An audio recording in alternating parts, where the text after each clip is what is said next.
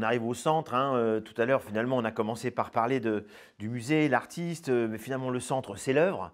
L'œuvre, quand on est critique, ou commissaire d'ailleurs, mais envisageons d'abord du point de vue critique. Comment vous l'envisagez? Est-ce que vous tournez autour? Est-ce que vous avez envie d'essayer de la comprendre dans sa globalité, dans ses détails?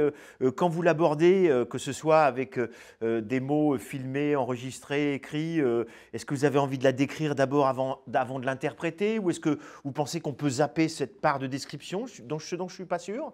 Comment, on a parfois aussi, il y a tellement de tendances hein, dans les écrits, parfois on lit un article, on se dit de quelle œuvre on parle, ou parfois on nous parle de l'œuvre mais on n'a pas l'interprétation. Comment vous positionnez-vous justement entre...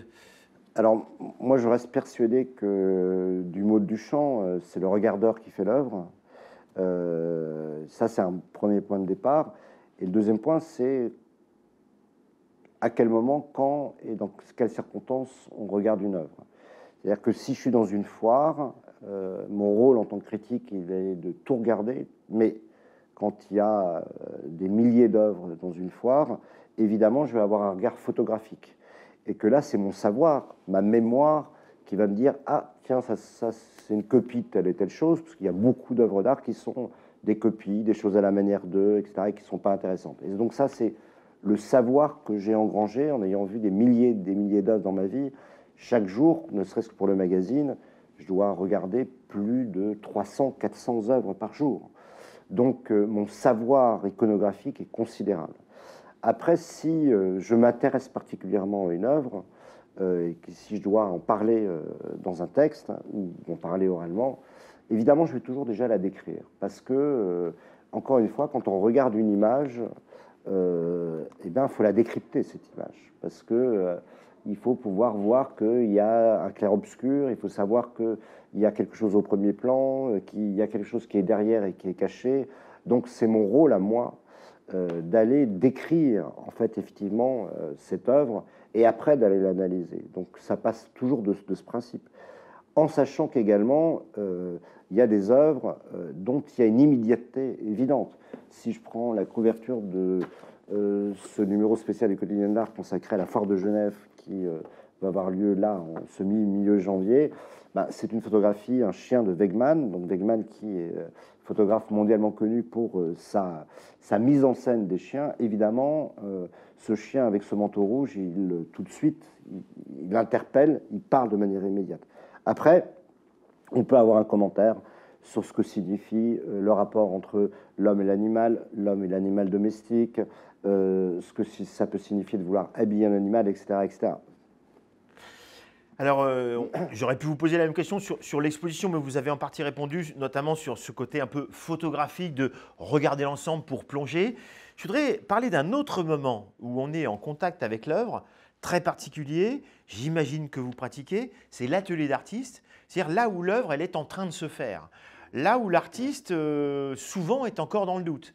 Là où on se demande, j'imagine, si on peut s'autoriser le commentaire ou l'avis. Est-ce que vous pratiquez beaucoup l'atelier d'artiste?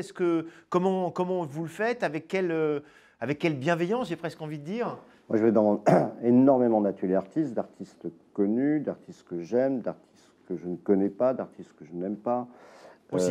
Aussi. Ouais, c'est marrant.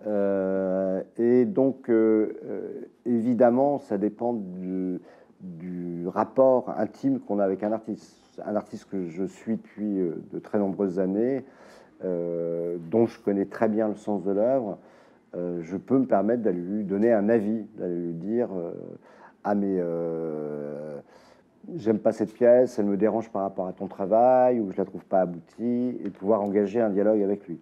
Et totalement me tromper dans mon analyse, parce que justement, il est sur une piste, un chemin qui est différent et que je n'ai pas perçu.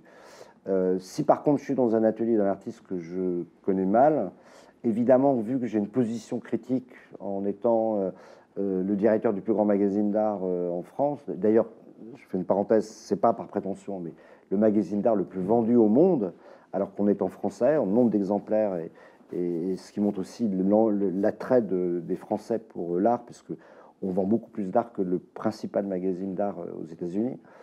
alors qu'il y a beaucoup plus de gens aux États-Unis en Ah population. oui. Mais dans un certain cas, je vais au contraire jamais donner un avis, ni dire que j'aime ou j'aime pas, pour pouvoir avoir une position aussi un petit peu en retrait et critique. Et après, évidemment, quand je suis dans un atelier, quand je vois une œuvre en train de se faire ou une nouvelle œuvre, je pose beaucoup de questions à l'artiste sur comment il l'a réalisée, comment elle s'inscrit dans son œuvre. Voilà, mon rôle, il consiste souvent à poser beaucoup de questions. Et je voulais parler de l'entretien parce que je vous ai souvent vu, notamment dans Beaux-Arts, en entretien, souvent dans des ateliers hein, avec des artistes, mais pas que. Ça peut être aussi des commissaires, des gens du monde de l'art, hein, puisque c'est ce qu'on aborde aujourd'hui. Comment vous le préparez? Moi, je voyais qui vous étiez. Hein, je me suis intéressé un peu plus à vous avant de venir ici. Comment vous faites, vous? Alors moi, je suis quelqu'un qui travaille énormément. C'est-à-dire que quand je fais un entretien, j'ai tout lu, je suis un obsessionnel, j'ai tout lu les entretiens qu'a fait l'artiste ou la personnalité avant, j'ai lu ses prises de position, j'ai lu énormément de choses. Je suis beaucoup interrogé, je prépare genre 80 questions, et après j'épure, et après j'arrive quasiment sans notes. Pour pouvoir avoir un Ah oui. entretien physique. C'est-à-dire que j'ai fait aussi beaucoup de radio, j'étais producteur à France Culture, et je sais que, en définitive, quand on fait un entretien, c'est ce rapport physique à quelqu'un qui compte. Alors, ça veut dire qu'il faut avoir digéré, avoir une connaissance parfaite de ce qu'a fait la personne qu'on interviewe, et après avoir ce rapport physique, parce qu'il y a ces mots de l'inconscient qu'il faut faire sortir. Et donc, c'est pour ça que je regarde beaucoup les gens dans les yeux, que je les analyse en permanence. Et souvent, d'ailleurs, ça c'est un tic de la radio, c'est ce que souvent, en fait, on est déjà en train de penser à la question suivante pendant que la personne est en train de répondre à la question précédente, et que c'est une tentation qui est dangereuse parce qu'on oublie de ne pas aller sur cet élément inconscient. Donc, je travaille beaucoup. Alors, je pousse mes notes et je vous regarde dans les yeux pour une question, malgré tout, à laquelle je pense depuis un petit moment d'ailleurs, et vous êtes un des premiers à qui je la pose. L'édito, c'est un moment très particulier. J'imagine que vous faites peut-être plutôt vers la fin, avant que le support sorte, au cas où il y a quelque chose d'exceptionnel qui arrive. Là, c'est la prise de position. C'est le moment où d'ailleurs vous pouvez traiter de quelque chose qui n'est absolument pas dans le magazine. C'est un petit peu comme vu dans l'air du temps. Et puis c'est aussi dans l'air du temps ce qui vous est arrivé. Et c'est vraiment le point de vue qui est éminemment personnel. Oui, ça me fait très plaisir parce que justement on fait souvent des enquêtes lecteurs à Beaux-Arts par papier ou en direct avec des groupes de lecteurs. Et en fait, en général, les éditos dans la presse sont très peu lus. Et Beaux-Arts, c'est l'opposé, c'est que c'est un taux de lecture de 90% et un taux de satisfaction de 80%. Donc j'en suis assez fier, mais j'ai pas de méthode particulière par rapport à l'édito. Je le fais toujours à la fin, à l'extrême fin, quand le magazine est fini. Moins par peur d'un élément d'actualité, parce que dans ce cas-là, je le corrigerai, mais que pour être un peu libre. Et en fait, mes éditos, c'est le contraire de ce que je vous disais sur un entretien. C'est qu'un édito, je ne travaille pas. C'est-à-dire, quand je ne travaille pas, je veux dire que c'est qu'en général, comme souvent, comme pour un commissariat d'exposition, les idées me viennent comme ça. Donc l'idée me vient et je l'écris dans l'urgence et les mots viennent. C'est-à-dire que comme si en fait c'était une sorte de précipitation chimique de l'air du temps, d'une humeur, d'une pensée qui devait aboutir. Et effectivement, c'est très souvent des éditos qui sont des prises de position et qui affirment, décryptent, analysent quelque chose qui est en train de se passer et qui me semble fondamental à mettre en œuvre. C'est un peu comme si j'avais, là, soudainement, je me transformais en artiste plasticien et que je produisais une image que je souhaiterais qu'il soit forte et qui parlent et qui fassent réfléchir les individus. C'est ce que je veux faire quand je fais un édito. Et en même temps, c'est très généreux parce que vous offrez à d'autres quasiment d'avoir cette attitude de l'édito. Je pense à Bourriaud et sa rubrique souvent qui était un petit peu sur une forme aussi un peu éditoriale. Hein. Alors, vous évoquiez l'idée de l'idée qui vient et qui, j'imagine c'est un petit peu pareil, je voudrais qu'on parle des expositions, de votre autre expertise, qui est le commissariat d'exposition, ce que vous avez fait dans toute la durée de votre direction de Beaux-Arts. Et même avant, pardon. Et même avant, oui, j'ai noté notamment des expositions qui datent d'il y a facilement plus d'une quinzaine d'années. Alors, l'exposition, bon, oublions l'exposition personnelle, parce que c'est un cas, c'est plus guillemets facile, pardon. J'ai plus envie de parler de l'exposition collective, donc a priori thématique. Est-ce que c'est le concept qui fait le titre qui fait le concept, l'œuvre qui fait le titre, comment ça vient? Est-ce qu'il y a un peu de tout ça? Quel est votre truc? Alors mon truc, moi j'ai des expositions qui sont très remarquables dans le sens elles ont une sorte d'ADN toujours très particulière. C'est-à-dire que mes expositions, elles sont toujours des expositions qui sont conçues comme un film, c'est-à-dire avec des séquences très précises et non pas des salles, mais des séquences qui s'enchaînent avec une histoire, un concept et un caractère extrêmement pluridisciplinaire. Il n'y a quasiment aucune exposition que j'ai réalisée qui ne mélangeait pas l'art contemporain, la philosophie, la science, et dans lequel j'essaie de faire passer souvent une idée et d'aller le faire avec plaisir et pédagogie. Si je prends par exemple une des dernières expositions que j'ai réalisées, que le Serpent Cosmique à Lille, dans le cadre de Lille 3000. Lille 3000, donc c'est ce festival qui a lieu tous les 3 ans, où il y avait 27 expositions, et il y avait 4 très grandes expositions. La fondation, le thème global de Lille 3000, c'était Utopia Nature, donc les questions de l'utopie et de la nature. Et il y avait une grande exposition de la Fondation Cartier qui s'appelait Le Vivant, montrant que des artistes, entre guillemets, contemporains vivants du monde entier, qui défendaient une culture plutôt aborigène. Et moi, j'ai fait une exposition qui s'appelle Le Serpent Cosmique. Donc, je suis obligé de prendre un tout petit peu de temps pour expliquer ce concept. C'est que Le Serpent Cosmique, c'est le titre d'un livre de Jérémy Narby. Jérémy Narby, c'est un anthropologue qui, en 1996, a fait ce que moi, je considère comme un choc mondial. Il a étudié les sociétés chamaniques dans le monde entier, en Corée comme en Amérique latine. Et il s'est rendu compte que une des caractéristiques, c'est que toutes les sociétés chamaniques, depuis des millénaires, représentaient des serpents, qu'on appelle cosmiques, c'est-à-dire des serpents, 2 serpents ensemble en train de s'embrasser ou à hélice, et que ce serpent correspondait exactement à la structure de l'ADN. L'ADN, on le découvre en 1953.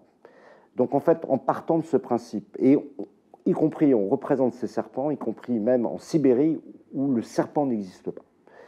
Et donc, c'est un livre qui m'a profondément marqué. Je me suis dit, ce qui signifie qu'il y a 2 types de savoir. Le savoir, entre guillemets, dit scientifique, et on découvre l'ADN en 1953, et le savoir dit irrationnel, celui des chamans, et on découvre des millénaires avant l'ADN, il représente l'ADN avant qu'on sache.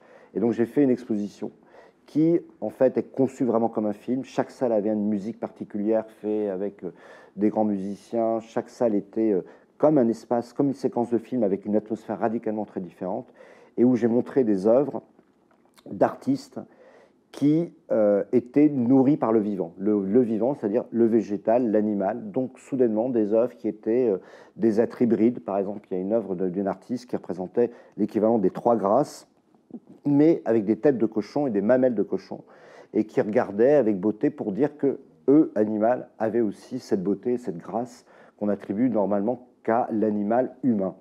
Et donc, mes expositions, elles sont comme ça, avec un parcours très, très, très précis, très, vraiment, encore une fois, très cinématographique, et elles se nourrissent d'un concept. Je suis un type, en fait, très conceptuel, comme ça, mais avec une légèreté apparente, pour que les gens y prennent plaisir, et avec aussi beaucoup de pédagogie, beaucoup de textes, de cartels, courts, mais qui permettent aux gens de vivre un trip, réellement. Oui, donc j'imagine que vous attachez une certaine importance à la scénographie, où on fait dialoguer les œuvres, notamment transhistoriques, aussi pour créer du parcours, avec une forme, j'imagine, un peu de théâtralité, un travail de la lumière.